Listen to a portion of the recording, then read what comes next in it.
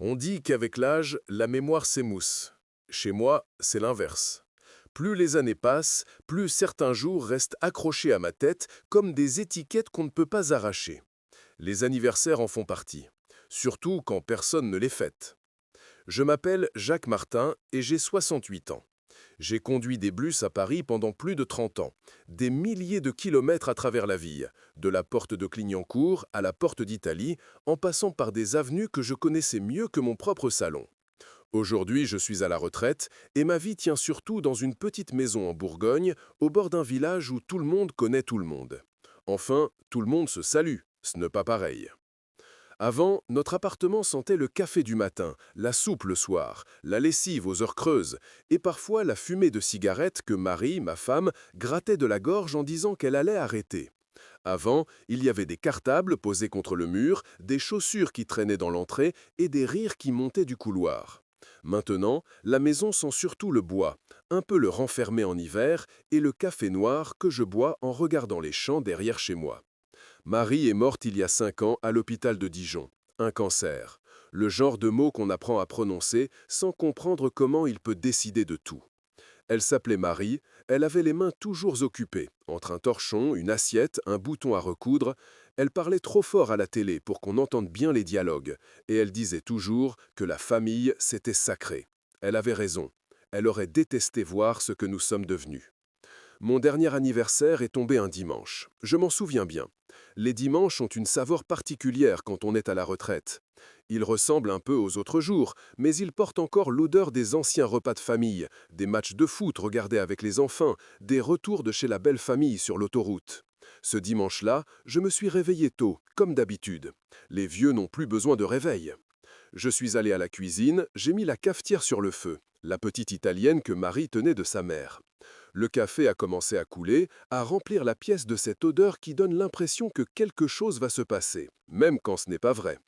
J'ai versé la boisson dans une tasse blanche ébréchée sur le bord et je me suis assis à la table face à la fenêtre. Sur la table, mon téléphone était posé, écran vers le bas, comme si je voulais faire semblant de l'ignorer. Je l'ai laissé ainsi quelques minutes, le temps de boire quelques gorgées. Puis j'ai fini par le retourner et appuyer sur le bouton. Pas de notification. Je me suis dit que c'était normal, il était à peine 8 heures. À cette heure-là, même ceux qui se lèvent tôt aiment traîner un peu au lit, surtout le dimanche. Je me suis servi une tartine, j'ai écouté la radio, les infos, les histoires de ministres, de grèves, de météo. De temps en temps, mon regard glissait vers le téléphone. Rien. Vers 10 heures, j'ai ouvert WhatsApp. Le groupe de famille que j'avais créé, avec une photo de nous 5 prise au bord de la mer il y a longtemps, dormait depuis plusieurs jours. La dernière discussion parlait de Noël, pas du prochain, d'un Noël d'il y a presque un an, déjà compliqué à organiser. Je suis allé voir les statuts. Pierre, mon fils aîné, avait posté une photo de lui attablé à une terrasse parisienne, une bière à la main et des lunettes de soleil. La légende disait « Dimanche avec les meilleurs », suivi de petits cœurs. J'ai cherché mon visage sur la photo. Je n'y étais pas. Sophie, ma fille, avait publié une photo de ses 2 enfants dans un parc de loisirs, entouré de peluches gagnées à des machines ridicules. Elle avait écrit « Profitez de la vie avec des étoiles ». Thomas, le petit dernier, installé à Bordeaux depuis quelques années, avait mis une image de mer, de ciel bleu, avec simplement le mot « enfin ». Je me suis rendu compte que seuls leurs amis mettaient des commentaires. Moi, je ne savais même pas quoi écrire. Pas envie de glisser un « amuse-toi bien » qui tomberait comme un caillot dans un puits. J'ai posé le téléphone et je suis sorti sur la petite terrasse derrière la maison. Les champs s'étendaient, jaunes et verts, jusqu'à une ligne d'arbres. On entendait au loin un tracteur, quelques oiseaux. Pas une voiture. J'ai respiré, je me suis dit que j'avais de la chance quand même. Un toit, la campagne, la santé, plus ou moins, et 3 enfants vivants, même s'ils vivaient surtout loin de moi. Je suis rentré vers midi. Je me suis préparé un morceau de quiche et une salade simple. Pendant des années, le dimanche midi, Marie servait du poulet rôti, des pommes de terre au four, une salade verte avec trop de vinaigre et un gâteau un peu lourd mais délicieux. Les enfants râlaient si le dessert n'était pas au rendez-vous. Aujourd'hui, je coupais ma quiche pour moi seul. Le silence de la cuisine me paraissait trop grand. Après le repas, j'ai fait ce que font beaucoup de vieux hommes seuls. J'ai rangé la table, j'ai passé l'éponge, j'ai regardé une émission de brocante à la télé sans vraiment la voir. À plusieurs reprises, j'ai tendu la main vers le téléphone posé à côté de moi. Quelques spams, des mails inutiles, pas de messages de mes enfants. Lorsque le soleil a commencé à descendre, j'ai compris qu'ils avaient oublié. Il n'y avait plus d'excuses. On n'oublie pas par manque de réseau. On oublie par manque de temps, de place, d'envie. La journée était presque finie, et pour eux, ce n'était probablement qu'un jour parmi d'autres. Je n'ai pas pleuré. J'ai dépassé depuis longtemps l'âge de pleurer pour ce genre de choses. Je me suis contenté de sentir ce vide particulier qui n'a rien à voir avec la faim ou la fatigue. Un trou, juste là, sous le sternum, qui serre et qui lâche, qui serre et qui lâche. Je suis allé dans la chambre. À côté de l'armoire, au pied du lit, il y a un vieux coffre en bois que Marie tenait de ses parents. À l'intérieur, il y a des photos, des cartes postales, quelques carnets, des dossiers administratifs trop vieux pour être utiles et trop chargés de souvenirs pour être jetés. Et au milieu de ce bazar, il y avait ce que je cherchais. Un carnet à la couverture noire, un peu usé sur les bords. Je l'ai pris, je l'ai porté au salon et je me suis assis avec. Ce carnet, je l'avais acheté le jour où Marie est rentrée de l'hôpital pour la dernière fois. À l'époque, je ne savais pas quoi faire de ma peine. J'errais entre la cuisine et le balcon comme une âme sans mission. Un jour, je suis monté à Paris pour des papiers et en passant devant une papeterie, j'ai eu envie de noter quelque chose quelque part. J'ai acheté ce carnet sans réfléchir. Il a commencé par recevoir des phrases simples, des choses comme « Aujourd'hui, elle a mieux mangé » ou « Cette nuit, elle a beaucoup toussé ». Puis, ce matin, elle ne s'est pas réveillée. Après sa mort, j'ai continué à écrire. Ce n'était plus seulement pour parler d'elle, c'était pour parler de moi. Des jours où la maison semblait trop grande, des jours où il ne venait pas. Petit à petit, le carnet a cessé d'être un refuge et il est devenu autre chose. Une mémoire, un registre, une preuve. Je l'ai ouvert presque au hasard. Les pages étaient pleines de mots serrés, des dates, des remarques, des souvenirs. Je suis tombé sur un vieil anniversaire. Aujourd'hui, Pierre a 30 ans, toute la famille est là. Marie aurait été fière. Il a soufflé les bougies, il a fait semblant d'avoir trop bu, mais je voyais bien qu'il avait peur de l'avenir. Un peu plus loin. Ce dimanche, Sophie est venue avec les petits. Elle a l'air épuisée, elle ne se plaint pas, mais ça se voit. J'ai gardé les enfants pendant qu'elle s'endormait sur le canapé. Et plus tard. Thomas m'a appelé de Bordeaux. Il dit que tout va bien, mais sa voix tremble. On a parlé de foot. On a évité le reste. Entre ces notes, il y en avait d'autres, plus brèves. Ils ont annulé au dernier moment. Ils ont dit qu'ils viendraient le mois prochain. Personne n'est venu. J'ai mangé seul. En regardant ces lignes, j'ai senti quelque chose se tendre à l'intérieur de moi. Pas une colère violente, plutôt une lucidité qui ne laisse plus la place aux excuses. Je suis allé à la dernière page encore blanche. J'ai pris mon stylo et j'ai écrit. Aujourd'hui, j'ai 68 ans. Pas de coup de fil, pas de visite. Ils ont d'autres choses à faire. Apparemment, je ne fais plus partie de leur calendrier. Je me suis arrêté là quelques secondes, puis j'ai ajouté. Eux, ils oublient. Moi, je me souviens. En refermant le carnet, j'ai compris que quelque chose venait de changer. Pendant des années, j'avais choisi d'oublier à ma manière, de gommer ce qui faisait mal, de dire « ce n'est pas grave » quand en réalité ça l'était. Ce soir-là, pour la première fois, je me suis autorisé à regarder la vérité en face. On croit souvent que les vieux radotent parce qu'ils racontent toujours les mêmes histoires. Ce n'est pas ça. Les vieux répètent parce que personne ne les écoute vraiment la première fois. Alors ils recommencent, jusqu'à ce que quelqu'un entende. Ce soir-là, j'ai décidé que je n'attendrais plus qu'on m'écoute. J'allais écrire tout ce qu'ils avaient oublié. Et j'allais le leur rappeler. Pas en criant, mais en montrant. Il y a des souvenirs qui reviennent avec des odeurs. Pour moi, l'odeur du café dans un thermos me ramènera toujours à ces années où je conduisais un bus de la RATP dans les rues de Paris. J'avais une casquette trop grande et un uniforme qui sentait le gasoil. Je me levais à 4 heures du matin, je prenais le premier RER dans le froid et j'arrivais au dépôt quand le ciel était encore noir. À l'époque, nous habitions dans une tour de la banlieue sud, dans un immeuble HLM qui ressemblait à tous les autres. 12e étage, ascenseur capricieux, voisin qui écoutait la radio trop fort, poussette dans le hall. Marie tenait la maison. Elle courait après les enfants, après les factures, après les machines à laver qui tombaient toujours en panne au mauvais moment. Pierre, notre aîné, est né un soir de janvier glacial. La maternité de Créteil était pleine. Je me souviens de la neige qui tombait sur le parking et de mes mains qui tremblaient quand on m'a mis ce petit paquet rouge et fripé dans les bras. J'avais 24 ans et l'impression qu'on venait de me confier une bombe. Sophie est arrivée 3 ans plus tard, petite chose déjà décidée. Elle pleurait moins que son frère, mais elle fixait les gens avec une intensité qui faisait dire à Marie qu'elle deviendrait juge ou prof. Thomas est venu bien plus tard, presque par surprise. On croyait avoir fini avec les couches, mais la vie en a décidé autrement. Il a apporté avec lui un souffle de jeunesse dans un appartement déjà rempli de cahiers, de jouets cassés et de tasses de café vides. On n'était pas riche, les fins de mois étaient serrées.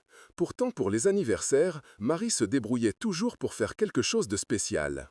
Un gâteau au yaourt un peu sec, transformé en fête avec du sucre glace et des bougies récupérées année après année. Des chips achetés en promo, des sodas qu'on ne voyait jamais le reste du temps. Je gonflais des ballons jusqu'à avoir la tête qui tourne. On accrochait des guirlandes faites avec des chutes de papier couleur, les enfants invitaient 1 ou 2 camarades de classe. Quand je rentrais du dernier service, la soirée était déjà avancée, mais il restait toujours un morceau de gâteau pour moi, une assiette, un dessin, un cri, papa, qui effaçait la fatigue. Les enfants grandissaient, les anniversaires aussi. Le goûter à la maison s'est transformé en sortie au cinéma, puis en après-midi au bowling. À chaque fois, Marie insistait pour garder une trace, une photo, un ticket, un emballage de cadeaux. Elle disait que plus tard, on serait content d'avoir toutes ces preuves de bonheur. Elle n'avait pas tort. Un jour, après des années de vie dans la tour, nous avons eu l'occasion de quitter la banlieue. Un cousin de Marie nous a parlé d'une petite maison à vendre Bourgogne, dans un village où les loyers étaient plus bas que ce que nous payions pour notre HLM. C'était loin de Paris, mais je pouvais faire les allers-retours train plus bus pendant encore quelques années, le temps d'arriver à la retraite. Marie est tombée amoureuse de la maison dès qu'elle l'a vue. Un jardin, une terrasse, un petit potager, des voisins qui disaient bonjour sans se cacher derrière leur porte. Nous avons fait nos cartons, laissé derrière nous la vue sur le périphérique et nous avons emmené nos 3 enfants à la campagne. Au début, ils ont râlé. Ils n'avaient plus le centre commercial à côté, les copains des tours d'à côté, le métro à 2 pas. Puis ils ont découvert qu'on pouvait faire du vélo sans avoir peur des voitures, qu'on pouvait entendre les oiseaux la nuit, que l'air sentait autre chose que le frein chaud. J'ai continué à monter à Paris pour travailler. Je prenais le TER le matin, le RER ensuite, puis le bus. Je revenais tard, mais je revenais. Marie s'occupait de la maison, du potager, des voisins. Les enfants, eux, grandissaient, chacun à sa façon. Les anniversaires ont pris une autre forme. Ils étaient moins bruyants, mais plus calmes. On mangeait parfois dehors, sur la terrasse, quand il faisait beau. Marie faisait du poulet, du gratin dauphinois, une tarte aux pommes. On ressortait la chanson, on soufflait les bougies. Les rituels restaient, c'était important pour elle. Ça l'était pour moi aussi. Puis, la maladie est arrivée. Marie a commencé par se plaindre de fatigue. On pensait que c'était l'âge, les années à s'occuper des autres. Puis les médecins ont parlé de choses plus graves. Rendez-vous à l'hôpital de Dijon, examen, couloir trop blanc, odeur de désinfectant. Les mots sont tombés comme des pierres. Tumeur, traitement, chimio. Au début, les enfants venaient souvent à l'hôpital. Pierre quittait son bureau de la Défense, prenait un TGV, arrivait tard, mais il venait. Sophie montait de Lyon avec ses 2 enfants quand elle pouvait, laissant son mari gérer la maison. Thomas faisait les allers-retours Bordeaux-Dijon avec des sacs pleins de livres et de petits cadeaux pour sa mère. Nous nous succédions à son chevet comme dans une ronde. Mais la maladie dure plus longtemps que la volonté. Au fil des mois, les visites se sont espacées. Les obligations ont repris le dessus. Pierre avait des réunions. Sophie devait s'occuper des devoirs, des activités extrascolaires, du crédit de la maison. Thomas a eu une promotion, plus de responsabilités. Moi, je restais. Je tenais la main de Marie, je la regardais s'affiner, je l'écoutais me dire de ne pas en vouloir aux enfants. « Ils ont leur vie, Jacques, murmurait-elle. C'est bon signe. Ne leur demande pas de mourir avec moi. » Elle est partie un matin de novembre, alors qu'il faisait encore nuit dehors. Les machines se sont tues, le couloir est resté pareil. J'ai signé des papiers que je ne lisais pas vraiment. Les enfants étaient là, mais je les sentais déjà ailleurs, chacun dans son monde. Je ne leur en voulais pas, chacun survit comme il peut. Après l'enterrement, nous sommes revenus au village. Pendant un temps, ils ont fait des efforts. Ils venaient les dimanches, nous mangions ensemble, nous parlions de Marie, des souvenirs, des projets. Puis, peu à peu, les dimanches se sont déplacés. 1 semaine sur 2, puis 1 fois par mois, puis seulement pour Pâques, Noël, la fête des mères, parfois. Je continuais à noter des choses dans mon carnet noir. Aujourd'hui, je leur ai fait un bœuf bourguignon. Ils sont repartis tôt. Je crois qu'ils n'aiment plus ce plat. Sophie a quitté la table pour répondre à un appel. Elle est rentrée avec les yeux rouges. Elle a dit que ce n'était rien.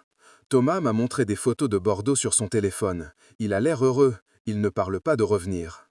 Un soir, quelques années après la mort de Marie, il y a eu cette scène qui est restée coincée dans ma gorge.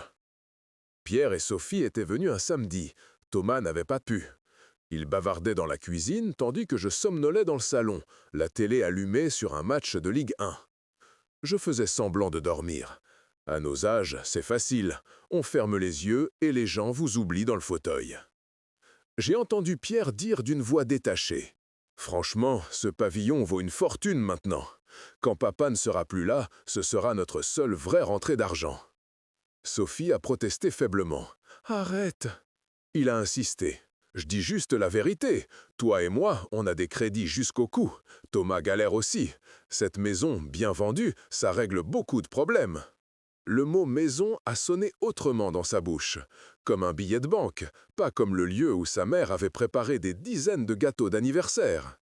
Sophie a fini par dire « De toute façon, on n'en est pas là ». Je me suis levé exprès, j'ai toussé fort, j'ai fait grincer le parquet pour qu'ils comprennent que j'arrivais. Quand je suis entré dans la cuisine, ils se sont tus d'un coup. Pierre a enlevé sa veste de la chaise comme si c'était important. Sophie m'a demandé si le match était fini. Personne n'a parlé de la maison. Je n'ai rien dit non plus. J'ai eu peur. Peur de les braquer, peur d'entendre des mots que je n'aurais pas su pardonner. Alors, j'ai mis ça dans le carnet. Ils avaient dit qu'ils auraient vendu ma maison. Je ne suis pas mort. Les années ont continué. Les visites se sont faites plus rares, les appels plus rapides, les messages plus courts. Chaque anniversaire, au début, j'avais au moins un coup de fil le matin, puis seulement le soir, puis le lendemain, puis rien. Cette fois, le rien a fait déborder quelque chose. C'est ce soir-là, ce fameux anniversaire silencieux, que l'idée s'est installée. Si eux avaient laissé les souvenirs se dissoudre, moi, j'allais les rendre solides. Et j'allais les utiliser. Le lendemain de mon anniversaire, la lumière du matin entrait par la fenêtre du salon en dessinant des rectangles pâles sur le carrelage. Je me suis réveillé avec une fatigue lourde, pas celle du corps, mais celle de l'esprit. Je me suis assis à la table avec mon café et j'ai ouvert le carnet noir à la page de la veille. Aujourd'hui, j'ai 68 ans, pas de coup de fil, pas de visite. Je me suis relu, j'ai soupiré et j'ai refermé le carnet. Puis, je l'ai rouvert. Il y avait dans ce geste un choix. Soit je le reposais là et je reprenais le cours des choses, attendant un prochain dimanche vide, soit je tournais les pages et j'acceptais de relire tout ce que j'avais essayé de minimiser. J'ai mis mes lunettes, ce qui est toujours une façon de dire à mon cerveau que les choses sont sérieuses, et j'ai commencé à feuilleter. Je suis revenu en arrière d'1 an, de 2, de 5. J'ai revu des Noëls mal ajustés, des fêtes des pères avec des textos envoyés à la va-vite, des longs week-ends où tout le monde avait mieux à faire qu'un aller-retour en province. J'ai aussi revu des choses belles, je n'avais pas écrit que le mal. Aujourd'hui, les petits de Sophie ont couru dans le jardin en criant que c'était la jungle. J'ai ri. Thomas m'a montré un plan de son appartement, il est fier, je suis fier de lui. Pierre m'a apporté du vin pour me remercier. Il a dit que sans moi, il aurait été expulsé. Et puis, il y avait les autres phrases. Ils avaient dit qu'ils passeraient. Ils n'ont pas prévenu de leur absence. J'ai passé la journée à préparer un rôti. J'ai mangé des restes 3 jours. Je n'ai parlé à personne aujourd'hui. Même le téléphone fixe est resté muet. En lisant tout ça, une idée s'est imposée. Ce carnet ne servait à rien s'il restait seulement entre moi et moi. Il était temps que quelqu'un d'autre le lise, ou du moins qu'il comprenne ce qu'il contenait. Je me suis levé, j'ai pris quelques feuilles blanches dans un tiroir et un stylo qui écrivait encore correctement. J'ai posé les feuilles en éventail sur la table et j'ai écrit en haut de la première le prénom de Pierre. Je suis resté longtemps à regarder ce mot. Il venait avec des images. Un gamin aux genoux écorchés qui courait dans le square. Un adolescent qui claquait la porte. Un jeune adulte en costume trop grand.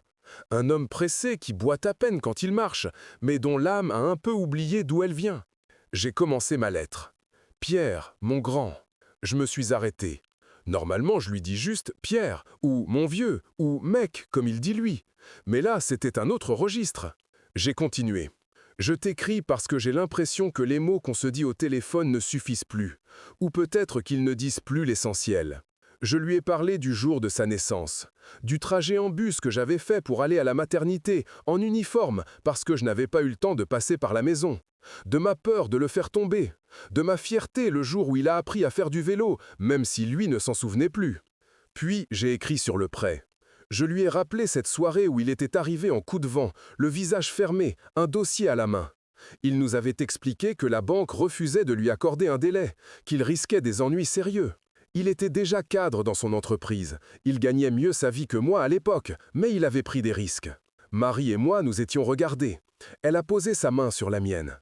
Nous avons dit que nous allions voir ce que nous pouvons faire. Je lui ai raconté comment j'avais pris un rendez-vous à ma propre banque, comment j'avais ramené mon vieux classeur de papier, mes relevés de retraite, les quelques économies que Marie et moi avions gardées pour un voyage en Bretagne que nous n'avons jamais fait. Je lui ai raconté comment j'avais signé un virement pour l'aider à rattraper le retard, sans lui dire vraiment que l'argent venait de nous. Tu as pensé que les choses s'étaient arrangées toutes seules, et j'écris. Moi, j'ai trouvé ça normal de t'aider. Un père, ça sert aussi à ça. Mais aujourd'hui, j'aimerais que tu saches que rien ne tombe du ciel, ni les dettes payées, ni les dimanches cuisinés.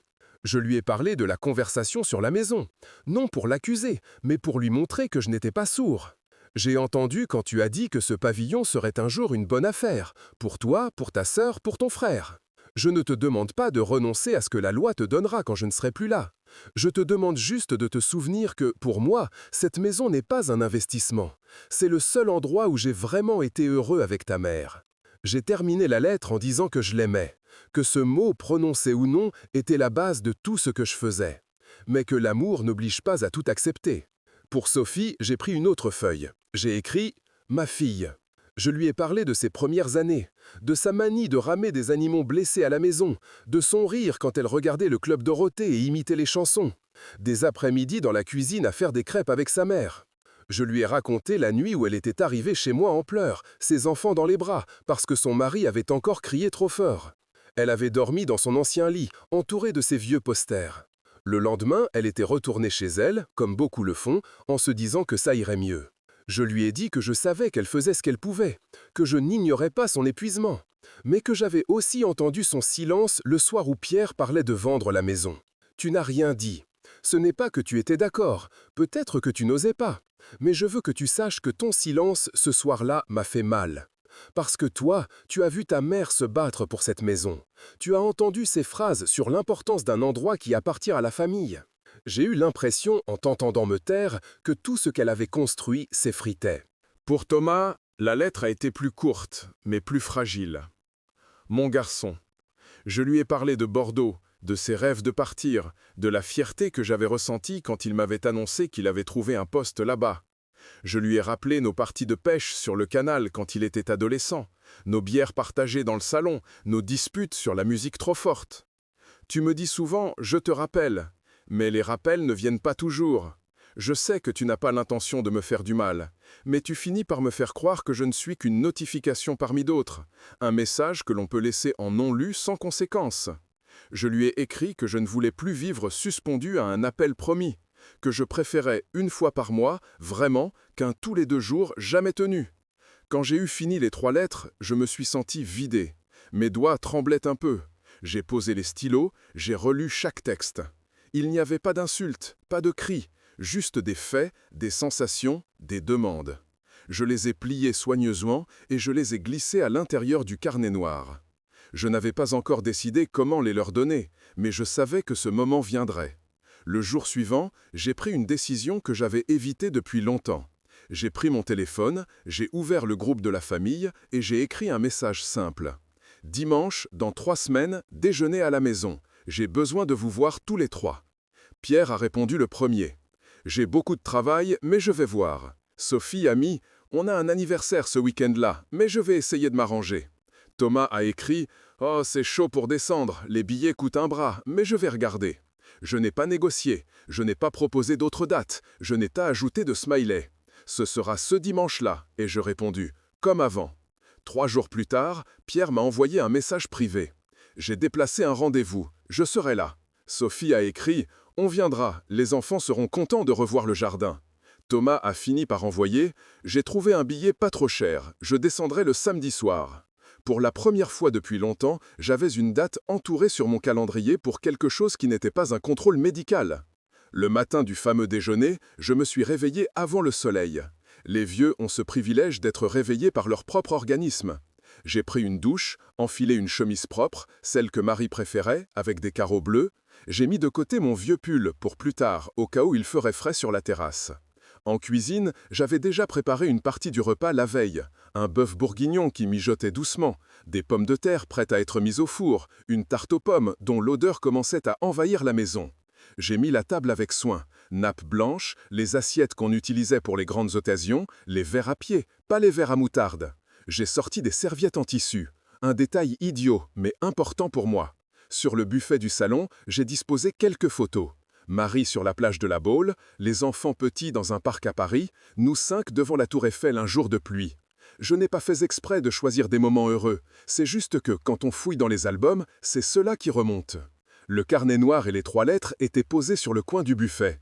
Je les voyais, ils me voyaient. C'était comme une présence silencieuse. À midi, la voiture de Pierre s'est garée devant le portail, un modèle récent, brillant, qui mange l'autoroute sans fatigue. Il est descendu avec ses chaussures cirées, sa chemise repassée, son téléphone à la main. « Salut papa !»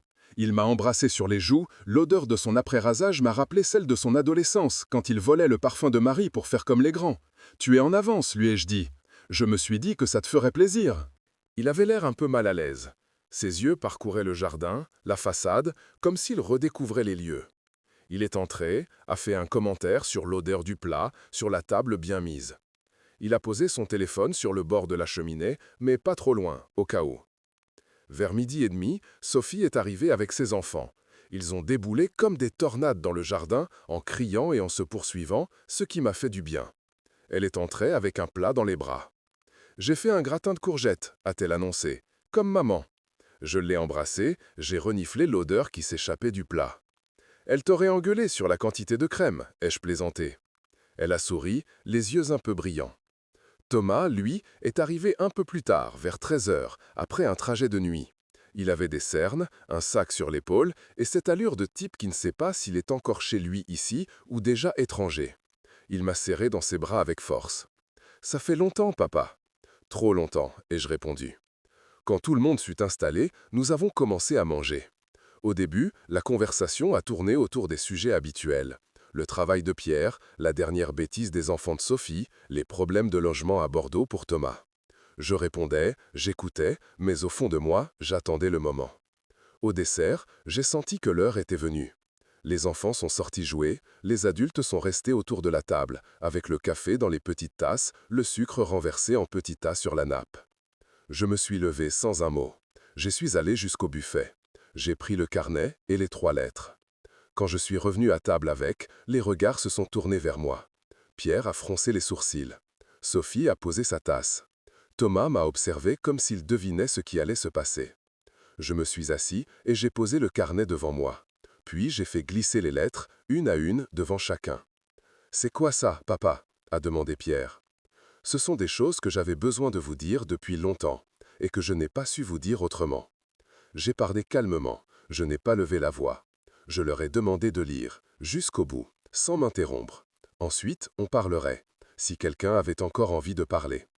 Pierre a déplié sa lettre. Sophie a inspiré profondément avant d'ouvrir la sienne. Thomas a lissé le papier avec la paume de sa main, comme pour se donner du courage. Le silence qui a suivi a été différent de ceux que nous avions connus ces dernières années. Plus dense, plus chargé. J'observais leurs visages, les expressions qui passaient. Le léger sourire de Pierre quand je racontais ses exploits de gamin. Le froncement de ses sourcils quand les phrases arrivaient à des sujets plus douloureux. La moue de Sophie en relisant certains épisodes. Les yeux de Thomas qui couraient lentement sur les lignes, s'attardant sur les souvenirs partagés. À un moment, j'ai vu Pierre s'arrêter net. Je savais exactement à quelle phrase il était, celle où je racontais le virement pour la banque et le sacrifice de notre petit pécule. Il a fermé les yeux une seconde, puis il a repris. Sophie a mis la main devant sa bouche en lisant la mention de la discussion sur la maison. Ses épaules ont tremblé légèrement. Thomas a secoué la tête doucement en lisant mes remarques sur les appels promis et jamais passés. Il a posé un instant la lettre sur la table, puis l'a reprise. Quand ils ont fini, aucun d'eux ne s'est précipité pour parler. Je leur ai laissé du temps. Je suis resté là, les mains croisées sur le carnet, attentif au moindre mouvement. C'est Sophie qui a pris la parole. « Papa, je ne savais pas que tu entendais ce soir-là, pour la maison. J'espérais que tu dormais. J'ai honte. » Sa voix était basse, enrouée. Je ne dormais pas, ai-je dit. Mais même si j'avais dormi, ça n'aurait rien changé à ce que vous avez dit. Ça existe quand même. Pierre a posé son papier. T'aurais dû me dire pour la banque, papa. Enfin, je veux dire, je pensais vraiment que c'était un arrangement avec eux. Je ne me suis pas posé plus de questions. C'est peut-être ça le problème. Que tu ne te poses plus de questions, oui, ai-je répondu. Il a hoché la tête. Je suis désolé. Thomas, lui, gardait le silence. Il tenait sa lettre entre ses doigts, la regardait comme si elle contenait quelque chose de vivant. « Tu as raison sur les appels », a-t-il finalement murmuré. Je dis « je te rappelle » comme on dit « à plus », sans penser que de l'autre côté, quelqu'un attend vraiment. Je ne savais pas que tu comptais. Bien sûr que je comptais, ai-je répondu. Je n'ai pas d'agenda chargé, moi. Un appel de toi, c'est l'événement de la journée. Quand il ne vient pas, la journée se vide. Je n'avais pas prévu de les faire pleurer. Mais en les regardant, j'ai compris que les larmes feraient partie du processus. J'ai ouvert le carnet noir. Ce carnet, et j'expliquais, c'est un peu ma mémoire de secours. Quand votre mère est tombée malade, j'y ai écrit ce que je n'arrivais pas à vous dire à voix haute. Après sa mort, j'y ai mis ce que je vivais, ce que je ressentais. Aujourd'hui, il est plein de vous, de vos visites, de vos absences, de vos phrases, de vos silences. Je l'ai tourné vers eux, pour qu'ils voient les pages couvertes d'écriture. Je ne vous demande pas de le lire. Pas si vous ne le voulez pas, mais je tenais à ce que vous sachiez qu'il existe, et que, contrairement à ce que vous semblez croire, je n'ai rien oublié. Je me suis arrêté. Puis j'ai sorti une 4e feuille pliée. J'ai écrit autre chose, pour vous 3. Je vais la lire. Ils ont acquiescé. Si vous êtes ici, c'est déjà beaucoup, ai-je commencé. Ça veut dire que je compte encore un peu, que ce que je représente n'est pas entièrement passé dans la colonne des obligations. Je parlais doucement, presque comme si je me lisais à moi-même. Je ne vous demande pas de venir tous les dimanches. Je ne vous demande pas de m'appeler tous les jours.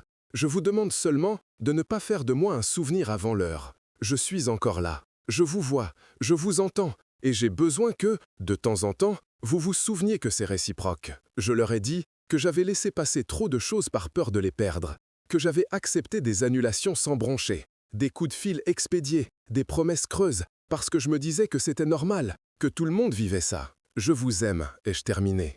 Mais je refuse que cet amour serve d'excuse pour rester assis seul devant mon assiette chaque fois que vous avez mieux à faire. Je vous aime. Mais je refuse que cet amour serve d'excuse pour rester assis seul devant mon assiette chaque fois que vous avez mieux à faire. Quand j'ai relevé la tête, leurs visages m'ont frappé. Pierre avait les yeux rouges, le menton serré. Sophie pleurait franchement, essuyant ses joues avec une serviette en tissu. Thomas me regardait avec cette intensité que je ne lui avais pas vue depuis très longtemps. « Tu as raison », a dit Pierre. « Je ne sais pas à partir de quand je me suis comporté comme si tu étais éternel, comme si tu étais un meuble, une présence garantie. C'est moche à dire, mais c'est comme ça. » Sophie s'est levée, a fait le tour de la table et m'a pris dans ses bras. Son parfum m'a enveloppé. « Pardon, papa », a-t-elle murmuré contre mon épaule. Je suis allé trop vite, tout le temps. J'ai oublié de regarder derrière. Thomas a pris une grande inspiration. « On est 3 grands cons », a-t-il lâché finalement. « Et tu as été trop gentil. » Il a posé une main sur le carnet. « On va faire mieux. Je ne sais pas encore comment, mais on va faire mieux. » Je les ai regardés. J'ai senti quelque chose se relâcher en moi. Je ne savais pas si ces belles paroles se transformeraient en actes. Mais pour la première fois depuis longtemps, je n'avais plus l'impression d'être un fantôme à ma propre table. Après les lettres, le repas a continué, mais autrement.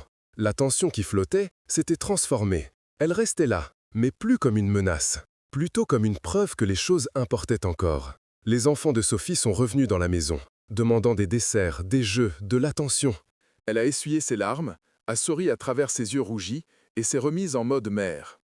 Pierre s'est levé pour l'aider à débarrasser. Thomas a proposé d'emmener les petits au jardin pour qu'ils ne tournent pas autour de la table comme des mouches.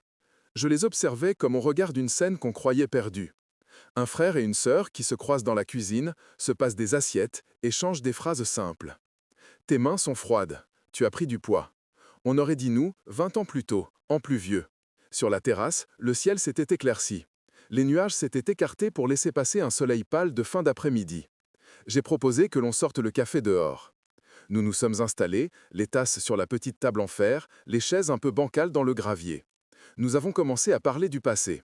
Pour une fois, ce n'était pas moi qui lançais les souvenirs, c'était eux.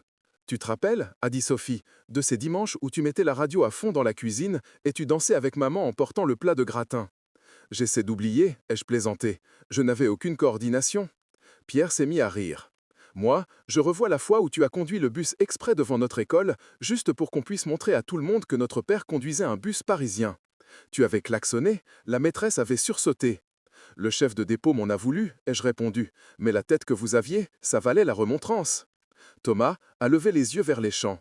Je me souviens des trajets de nuit, a-t-il ajouté, quand tu partais à 4 heures du matin et que tu croyais que je ne t'entendais pas. Je restais éveillé, j'écoutais la porte se refermer. Je savais que tu sortais gagner notre vie, même si je ne comprenais pas encore ce que ça voulait dire. Je les ai écoutés. J'avais l'impression qu'une couche de poussière était en train de se soulever de nos souvenirs. Pas pour les effacer, mais pour qu'on les voie mieux. Plus tard, Sophie a demandé à voir le carnet. Pas pour le lire entièrement, mais pour le feuilleter. Elle l'a pris avec des gestes respectueux, comme si elle avait entre les mains quelque chose de sacré. « Tu écris tout ça depuis combien de temps » a-t-elle demandé. « Depuis ta mère, peut-être avant même, je ne sais plus. On est partout là-dedans ?»« Oui. » Elle a caressé une page du bout des doigts. « Ça me fait peur et ça me rassure en même temps » a-t-elle murmuré. « Peur de ce que je vais y voir. Rassurée que tu aies gardé tout ça, que ce ne soit pas parti dans un trou noir. » « Il y a le bon aussi, ai-je précisé, pas seulement le mauvais. »« Je sais, a-t-elle répondu, c'est ça le plus dangereux. » Le soir a approché. Les enfants de Sophie se sont assis sur le tapis du salon pour regarder un dessin animé. Thomas s'est assoupi 5 minutes dans le fauteuil, vaincu par la fatigue de la route. Pierre a aidé à charger le lave-vaisselle en râlant contre les assiettes trop grandes. C'était banal, presque ordinaire, et pourtant, pour moi, c'était extraordinaire. Quand l'heure du départ est arrivée, la nuit était tombée. Ils ont mis leurs manteaux, rassemblé les jouets, rangé un peu. Devant la porte, nous avons fait cette valse des bisous et des au revoir que j'avais trop longtemps vue uniquement à Noël. Pierre m'a serré dans ses bras avec une force nouvelle. « Je ferai attention à ce que je dis maintenant » a-t-il soufflé à mon oreille, sur la maison, sur le reste, et je ne te laisserai plus régler mes problèmes sans être au courant. Je ne réglerai plus tes problèmes sans te le dire, ai-je corrigé. Il s'est écarté avec un sourire triste. Sophie m'a embrassé plusieurs fois. Dimanche prochain, si tu veux, je reviens avec les enfants, a-t-elle proposé. On fera un couscous, même si ce n'est pas très bourguignon. On mange ce qu'on peut, pas ce que dit la région, ai-je répondu. Thomas a été le dernier à sortir. Il est resté un moment sur le pas de la porte. Tu sais, papa, a-t-il dit, quand je dis à mes amis que tu vis dans un village comme ça, à la retraite, ils imaginent toujours un vieux qui regarde le Tour de France en silence. Ils ne savent pas que tu as un carnet dans lequel tu peux nous assassiner tous les trois. Je ne vous assassine pas, ai-je répliqué. Je vous maintiens en vie. Il a souri. Je t'appellerai en rentrant à Bordeaux, d'accord? D'accord. Et si tu ne le fais pas, j'écrirai une nouvelle page très méchante. Il a levé les yeux au ciel, puis il a éclaté de rire. Marché conclu. Je les ai regardés, monter dans leur voiture, allumer les phares, partir chacun dans une direction différente. J'ai attendu que les lumières disparaissent au bout de la départementale, puis je suis rentré. La maison était à nouveau silencieuse. Mais le silence était différent. Il n'avait plus le même poids. Il ressemblait plus au silence après un bon repas, quand les voix résonnent encore dans les murs, même si les corps sont partis. Je suis allé chercher le carnet noir. Je me suis assis à la table, j'ai pris mon stylo et j'ai écrit. Aujourd'hui, ils sont venus. Ils ont mangé, ils ont lu, ils ont compris certaines choses. Je ne sais pas combien de temps ça tiendra, mais ce soir, je ne me sens pas invisible. J'ai refermé le carnet, et pour la première fois depuis longtemps, je me suis couché sans ce nœud au ventre qui me faisait craindre le lendemain. Les semaines qui ont suivi ont tout un goût différent. Le monde autour de moi n'avait pas changé. Le village était le même. La boulangerie continuait à ouvrir à 7 heures. Le café du coin gardait ses habitués accrochés au comptoir. Le facteur passait vers 11 heures et déposait surtout de la publicité. Mais quelque chose dans ma façon d'attendre avait évolué. Je n'attendais plus tout. La première fois que mon téléphone a sonné un mardi en fin de matinée, j'ai été surpris. Le nom de Pierre s'affichait. « Ça va, papa ?» Pas de demande de service, pas de problème à régler, juste cette question. Nous avons parlé 15 minutes, de la pluie, de ses enfants, de son patron qui lui donnait trop de dossiers. Il m'a demandé si j'avais encore du bois pour l'hiver. J'ai dit oui. Il m'a dit qu'il viendrait m'en couper un peu de plus le week-end suivant. Sophie a commencé à envoyer des photos au hasard, une tarte qu'elle avait réussie. Les enfants déguisés pour le carnaval. Un rayon de soleil qui passait dans sa cuisine. Ça m'a fait penser à la tienne, écrivait-elle parfois. Un dimanche, elle est arrivée sans prévenir avec les petits. Elle avait fait un cake salé.